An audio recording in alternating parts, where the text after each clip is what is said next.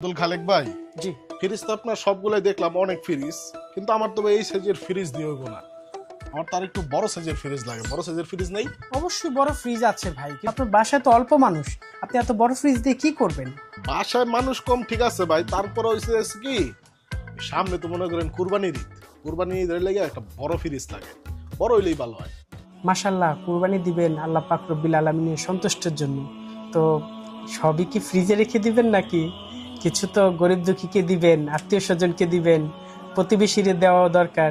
তারপরে যতটুক থাকবে ততটুক তো ফ্রিজে রাখবেন, তাও এটা দ্রুত খেয়ে ফেলবেন, রাখা যাবে না, কারণ গরিব দুঃখীর হক তো দিতে হবে, না তো কুরবানি সফল হবে না তো আপনার। আরে ভাই, আপনারা না আমি আইছি ফ্রিজ কিনতে, ফ্রিজ দিবেন, আমি মাংস নিয়ে কই রাখবো এটা কি আপনার দেখানোর দরকার আছে? আমার মাংস আমি পুরাটা ফ্রিজে রাখবো না পুরাটা মাইন ছেড়ে দিয়ে দেবো, এটা আমার ব্যাপার।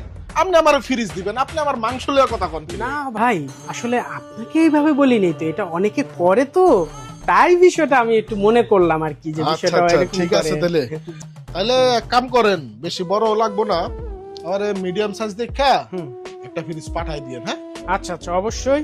ড্রাইভারে পাঠাইতেছি, ড্রাইভারের কাছে দিয়ে দিয়েন। হ্যাঁ, তাহলে ড্রাইভাররা আমাদের দোকানের ঠিকানাটা বলে দেন, বলে দিলে উনি চলে এসে নিয়ে যাবে। ঠিকানাটা কোন, আমি ড্রাইভারের ঠিকানাটা লেখা হচ্ছে পাঠাই। সায়দাবাজ ধলপুর মালিহা ইলেকট্রনিক্স।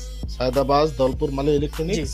আর মোবাইল নাম্বারটা হচ্ছে 01727 01727 841 841 557।